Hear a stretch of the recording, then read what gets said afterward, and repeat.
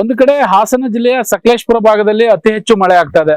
ಇನ್ನೊಂದ್ ಕಡೆ ಹಾಸನ ತಾಲೂಕಿನಲ್ಲಿ ಮಳೆ ಕಡಿಮೆ ಇದ್ದರೂ ಆದ್ರೆ ಗಾಳಿಯ ಪ್ರಮಾಣ ಹೆಚ್ಚಾಗಿದೆ. ಗಾಳಿಯ ಪ್ರಮಾಣಕ್ಕೆ ಇವತ್ತು ಸರ್ಕಾರಿ ಶಾಲೆಯೊಂದು ಧರೆಗೆ ಉರುಳಿರ್ತಕ್ಕಂಥದ್ದು. ಅದೃಷ್ಟವಶಾತ್ ಸುಮಾರು 20 ಮಕ್ಕಳು ಒಂದ್ ಕಡೆ ಎಲ್ಲೋ ಒಂದ್ ಕಡೆ ಅದೃಷ್ಟ ಅಂದ್ರೆ ಪ್ರಾಣಾಪಾಯದಿಂದ ಪಾರಾಗಿದ್ದಾರೆ ಅಂತಾನೆ ಹೇಳ್ಬೋದು. ಯಾಕಂದ್ರೆ ಇವತ್ತು ಬೆಳಿಗ್ಗೆ 8 ಗಂಟೆಯ ಸಂದರ್ಭದಲ್ಲಿ ಇದೇ ಶಾಲೆ ಅಂದ್ರೆ ಸರ್ಕಾರಿ ಶಾಲೆ ಬಿಟ್ಟನಹಳ್ಳಿ ಏನಿದೆ, ಬಿಟ್ಟನಹಳ್ಳಿಯ ಸರ್ಕಾರಿ ಶಾಲೆಯಲ್ಲಿ ಸುಮಾರು 20ಕ್ಕೂ ಹೆಚ್ಚು ವಿದ್ಯಾರ್ಥಿಗಳು 1ನೇ ತರಗತಿಯಿಂದ 5ನೇ ತರಗತಿವರೆಗೂ ಕೂಡ ಇಲ್ಲಿ ವ್ಯಾಸಂಗ ಮಾಡ್ತಾರೆ.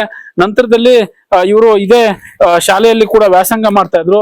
ಇವತ್ತೇನಾದ್ರೂ ಅಕಸ್ಮಾತ್ 1 ಗಂಟೆಯ ತಡವಾಗಿ ಅಥವಾ 10 ಗಂಟೆಯ ನಂತರ ಈ ರೀತಿ ಏನಾದ್ರೂ ಘಟನೆ ಆಗಿದ್ರೆ ನಿಜವಾಗ್ಲೂ ಸಾಕಷ್ಟು ಮಕ್ಕಳಿಗೆ ಸಮಸ್ಯೆ ಆಗ್ತಾ ಇತ್ತು. ಜೊತೆಗೆ ನೋಡಿ, ಈ ದೃಶ್ಯಾವಳಿಗಳನ್ನ ಸಂಪೂರ್ಣವಾಗಿ ನೋಡ್ಬೋದು.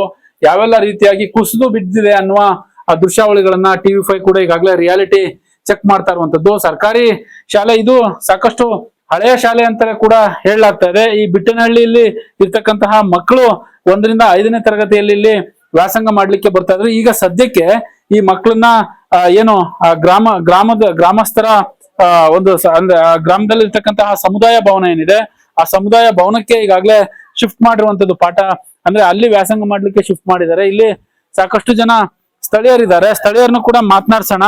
ಯಾಕಂದ್ರೆ ಸರ್ಕಾರಿ ಶಾಲೆ ಅಂದ ತಕ್ಷಣ ಎಲ್ಲೋ ಒಂದ್ ಕಡೆ ಬಡ ಮಕ್ಕಳಿಗೆ ಉಪಯೋಗ ಆಗ್ಲಿ, ಬಡವರಿಗೆ ಉಪಯೋಗ ಆಗ್ಲಿ ಅನ್ನುವ ಮುಖಾಂತರ ಸರ್ಕಾರಿ ಶಾಲೆ ಕಟ್ಟಿರ್ತಾರೆ. ಆದ್ರೆ ಸರ್ಕಾರಿ ಶಾಲೆ ಈ ರೀತಿ ಬಿದ್ದೋಗಿದೆ. ಮೊದಲನೇದಾಗಿ ಇಲ್ಲಿ ಮಾತನಾಡ್ಸೋಣ ಏನಂತಾರೆ ಅಂತ. ಅಮ್ಮ, ಯಾವಾಗ ಈ ಸರ್ಕಾರಿ ಶಾಲೆ ಬಿದ್ದೋಗಿದೆ, ಏನ್ ಹೇಳ್ತೀರಮ್ಮ?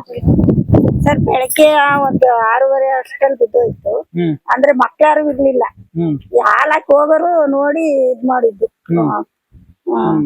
ಆಮೇಲೆ ಈಗ ಎಲ್ರು ಅದನ್ನೇ ನೋಡ್ತಾವ್ರೆ. ಮಕ್ಳನ್ನೆಲ್ಲ ಬೇರೆ ಚಿತ್ರಕ್ಕೆ ಕರ್ಕೊಂಡು ಹೋಗಿದ್ದಾರೆ. ಮೇಡಮ್ ಅಲ್ಲೇ ಅವ್ರೇನವ್ರ ಆಫೀಸಲ್ಲಿ ಮಾಡವ್ರು ಅಂತ ಫೋನ್ ಬರ್ತಾರೆ ಅಂತ ಹೇಳಿ.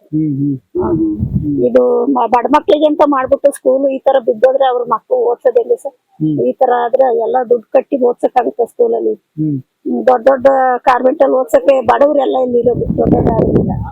ಹಂಗಾಗಿ ಸ್ಕೂಲ್ ಒಂದ್ ಸ್ವಲ್ಪ ಗಮನ ಹರಿಸ್ಬೇಕು. PDO ಗಮನಕ್ಕೆ ಒಂದ್ಸಲ ತಂದಿದೀವಿ ನಾವು. ಅಂಗನವಾಡಿ ಸ್ಕೂಲ್ ಎಲ್ಲಾನು ಅವ್ರೆಲ್ಲ ಬಂದ್ ನೋಡ್ಕೊಂಡ್ ಹೋಗ್ಯಾರೆ. ಬಂದ್ ನೋಡ್ಕೊಂಡ್ ಹೋಗಿ ಫೋಟೋ ಎಲ್ಲ ತಕೊಂಡ್ ಹೋದ್ರು. ಯಾರು ಗಮನ ಹರಿಸಿಲ್ಲ. ಮುಂಚೆ ನೋಡ್ಕೊಂಡ್ ಹೋಗಿದ್ರು. ಮತ್ತೊಬ್ರು ಇದಾರೆ ಸರ್. ಈಗ ಇದು ಬೀಳುವ ಹಂತದಲ್ಲಿ ಹಿಂದೆ ಏನಾದ್ರು ಅದ್ರದ್ದು ಏನಾದ್ರು ಗಮನಕ್ಕೆ ಇತ್ತ ಅಧಿಕಾರಿಗಳು? ಏನ್ ಹಾಕ್ಬೇಕಾಗಿದ್ರು ಅವರು ಅದು ಫಸ್ಟ್ ಹಾಕಿದ್ರೆ ಮತ್ತೇನ್ ಚೇಂಜ್ ಮಾಡಿಲ್ಲ. ಅದಕ್ಕೆ ಒಂದೊಂದಾಗಿ ಹಂಚುಗಳು ಬೀಳ್ತಾವೆ ಅಂತ ಮೇಡಮ್ ಅವ್ರು ನಮಗೆ ಕಂಪ್ಲೇಂಟ್ ಮಾಡಿದ್ರು. ನಾವು ಬಿಡಿಯೋದರಿಗೆ ನಾವು ಒಂದು ಅರ್ಜಿ ಎಲ್ಲ ಕೊಟ್ಟು, ಆಮೇಲೆ ಇದು ಅವ್ರ ಇಲಾಖೆಗೆ ಒಂದು ಅರ್ಜಿ ಮೇಡಮ್ ಅವ್ರು ಅಲ್ಲಿ ಕೊಟ್ರು. ಒಬ್ರು ಹೊಸ ಇಲ್ಲಿವರೆಗೂ ಬಂದು ಸ್ಕೂಲ್ ಏನಾಯ್ತು ಏನಾಯ್ತು ಅಂತ ಒಬ್ರು ವಿಚಾರಿಸಿಲ್ಲ. ಈಗ ಹುಡುಗರು ಏನಾರ ಈಗ 9-10 ಗಂಟೆಲಿ ಏನಾರ ಆಯ್ದ್ರೆ ಏನಾಗಬೇಕಾಯ್ತು ಹುಡುಗರು ಗತೆ 13-14 ಜನ ಹುಡುಗರು ಬರ್ತಾರೆ 1ರಿಂದ 5ನೇ ಕ್ಲಾಸ್ ವರೆಗೂ. ಅದ್ರಲ್ಲೂ ನನ್ ಮಗನು ಬರ್ತಾನೆ. ನನಗೂ ಹೇಳಿ ನಾವು ಎಷ್ಟು ಇವರು ಫಸ್ಟ್ ಇವರು ಅಧ್ಯಕ್ಷ ಇದ್ರು, ಇವ್ರ ಕಡೆಯಿಂದಲೂ ಒಂದು ಅರ್ಜಿ ಕೊಡ್ಸಿದ್ವಿ ಮಂಡಲ ಪಂಚಾಯತ್ಗೆ. ಯಾರೊಬ್ರು ಸಹ ಇಲ್ಲಿ ಬಂದು ನೋಡಿಲ್ಲ. ಈಗ ಅಧಿಕಾರಿಗಳು ಏನ್ ಹೇಳಕ್ ಬಯಸ್ತೀರ ನೀವು? ಸರಿ, ಅಧಿಕಾರಿಗಳು ಏನಂದ್ರೆ ನಮ್ ಸ್ಕೂಲ್ಗೆ ಒಂದ್ ಬೇಕಲ್ಲ. ಈಗ ಎಮರ್ಜೆನ್ಸಿ ಸ್ಕೂಲ್ ನೋಡಿ ಇವತ್ತೆಲ್ಲ ಸಮುದಾಯ ಭವನಕ್ಕೆ ಇವತ್ತು ಅಲ್ಲಿ ಕಳಿಸಿದೀವಿ. ಈಗ ಇದಿಲ್ಲ ಅಂದ್ರೆ ಹುಡುಗರು ಈಗ ಕೆಲವು ಜನ ನಾವು ಹಳ್ಳಿ ಕಡೆ ಇರೋರು ಎಲ್ಲಾ ಗೌರ್ಮೆಂಟ್ ಸ್ಕೂಲಲ್ಲೇ ಓದಿಸಬೇಕು ಅಂತ ನಮ್ ಕಡೆ ಇರೋದು. ಬಾಕಿ ಜನ ಇದ್ದಾರೆ ಏನಂತಾರೆ ಪ್ರೈವೇಟ್ ಸ್ಕೂಲ್ ಕಳ್ಸಕ್ ಇಷ್ಟಪಡಲ್ಲ. ಅದರಿಂದ ಸ್ಕೂಲ್ ಬೇಕಲ್ಲ ಸರ್. ಅದು ಬಂದು ಅಚ್ಚುಕಟ್ಟು ಮಾಡ್ಕೊಟ್ರೆ ನಮ್ಗಿನ್ನೂ ಅನುಕೂಲ ಅಲ್ವಾ ಸರ್ ನಮ್ಗೆ.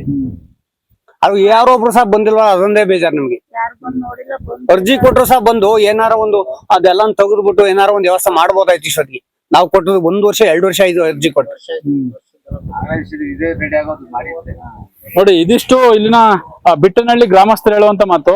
ಈ ಹಿಂದೆ ಕೂಡ 1-2 ಹಂಚು ಅಥವಾ ಇದು ಒಂದಿಷ್ಟು ಅವ್ಯವಸ್ಥೆ ಯಾವಾಗ ಆಗಿತ್ತು ಸರ್ಕಾರಿ ಶಾಲೆ, ಹಾಗೆ ಕೂಡ ನಾವು ಅಧಿಕಾರಿಗಳ ಗಮನಕ್ಕೆ ತಂದಿದ್ದು. ಇಲ್ಲಿನ ಅಧ್ಯಕ್ಷರಾಗಿದ್ದಾರೆ, ಅವರ ಮುಖಾಂತರ PDO ಹೇಳೋದಾಗ್ಲಿ ಎಲ್ರಿಗೂ ಕೂಡ ಗಮನಕ್ಕೆ ಹೇಳಲಾಗಿತ್ತು. ಆದ್ರೆ ಇದುವರೆಗೂ ಯಾವೊಬ್ಬ ಅಧಿಕಾರಿಗಳು ಇದುವರೆಗೆ ತಿರುಗಿ ನೋಡಿಲ್ಲ. ಇವತ್ತೇನಾದ್ರೂ ಅಕಸ್ಮಾತ್ ಮಕ್ಕಳು ಬಂದಾಗ ಈ ರೀತಿಯಾದಂತಹ ಘಟನೆ ಆಗಿದ್ರೆ ದೊಡ್ಡ ಅನಾಹುತ ಕೂಡ ಆಗ್ತಾ ಇತ್ತು ಅನ್ನುವ ಆಕ್ರೋಶದ ಮಾತುಗಳನ್ನ ವ್ಯಕ್ತಪಡಿಸ್ತಾ ಇದ್ರೆ. ಇಲ್ಲಿ ಬರ್ತಕ್ಕಂತಹ ಮಕ್ಕಳು ಬಡ ಮಕ್ಕಳು ಓದ್ಲಿಕ್ಕೆ ಬರ್ತಾ ಇರುವಂತದ್ದು. ಹಾಗಾಗಿ ಸುಮಾರು 15ರಿಂದ 20ಕ್ಕೂ ಹೆಚ್ಚು ಮಕ್ಕಳು ಇಲ್ಲಿ 1ರಿಂದ 5ನೇ ತರಗತಿವರೆಗೆ ಪಾಠ ಕಲೀಲಿಕ್ಕೆ ಬರ್ತವೆ. ಇವತ್ತು ನಾವು ಅವರನ್ನ ಸಮುದಾಯ ಭವನಕ್ಕೆ ಶಿಫ್ಟ್ ಮಾಡಿದ್ವಿ. ನಮ್ಮ ಶಾಲೆನೇ ನಮ್ಗೆ ಕಟ್ಟಿಸ್ಕೊಡಿ ಅನ್ನುವ ಮಾತನ್ನ ಈಗಾಗಲೇ ಹೇಳ್ತಾ ಇರುವಂತದ್ದು. ಕ್ಯಾಮರಾ ಪರ್ಸನ್ ಕಿಶೋರ್ ಜೊತೆ ಪ್ರಕಾಶ್, TV5 ಹಾಸನ.